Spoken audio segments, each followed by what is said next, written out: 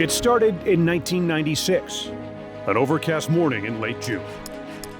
Hundreds of riders set off on their bikes carrying a simple but bold mission: raise funds to help Roswell Park fight cancer.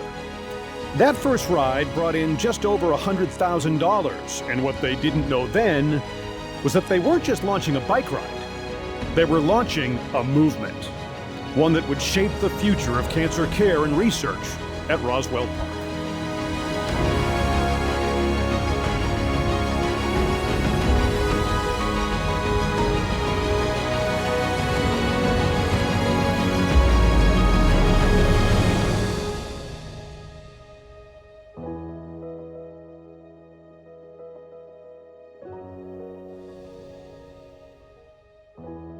As the ride picked up speed, so did the breakthroughs happening inside Roswell's labs. By 2000, thanks to community donations, Roswell Park had already awarded its 150th research grant, fueling scientists with daring new ideas that were pushing the boundaries of what was possible in cancer care. In 2003, a small but determined group of riders each raised over $1,000, earning the very first Extra Mile Club jerseys.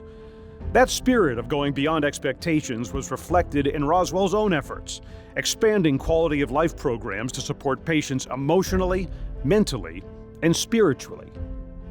By 2006, the ride crossed the $1 million threshold for the first time, allowing Roswell Park scientists to launch new research that would lead to clinical trials and life-saving discoveries. In 2008, the ride broke $2 million and debuted the Peloton, a powerful 2x2 police-escorted procession from Roswell Park to the University at Buffalo, bringing the spirit of Roswell to the official start of the ride.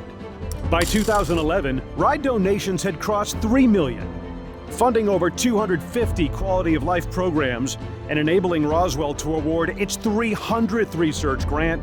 And behind every milestone, Roswell Park kept advancing, turning donations into real discoveries. Every dollar invested in Roswell's cancer research helped secure $13 in external grants. Because of the repetition and quality of research, today that number has grown to $23. That's the power of the ride community. In 2012, the ride became a two-day event with the launch of Celebration of Hope, an opening ceremony to emotionally connect why we ride. That same year, a Roswell Park team began early research on a brain cancer vaccine called Survaxum. Within a decade, Survaxum would make national headlines and reach patients in clinical trials across the country, fueled by ride donors who believed in Roswell Park's innovation engine. In 2015, the ride turned 20, launching its first international route into Canada and celebrating a dream milestone: 1,000 riders, each raising over $1,000. It was during this time that Roswell researchers, supported by ride funds, began early testing of Simivax, a promising lung cancer immunotherapy born out of Cuban science, now part of an international collaboration anchored at Roswell Park. In 2017, the ceremonial ride torch was lit for the first time, burning through the weekend until the last rider came home. That same year, donor funds supported the opening of the Catherine Ann and Donna Joya Pediatric Hematology Oncology Center and expanded access to a cutting-edge immune profiling test known as OmniSeq. In 2018, the ride broke 5 million, setting a new all-time record.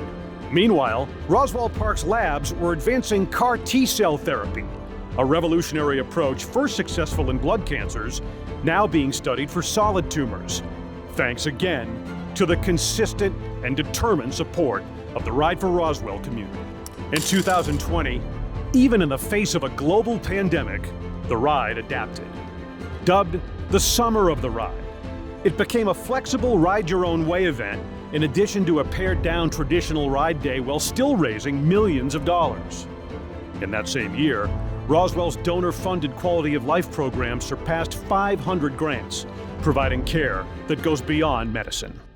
And today, we stand at 30 years. Over $86 million raised. More than 500 research studies funded, More than 20 clinical trials launched,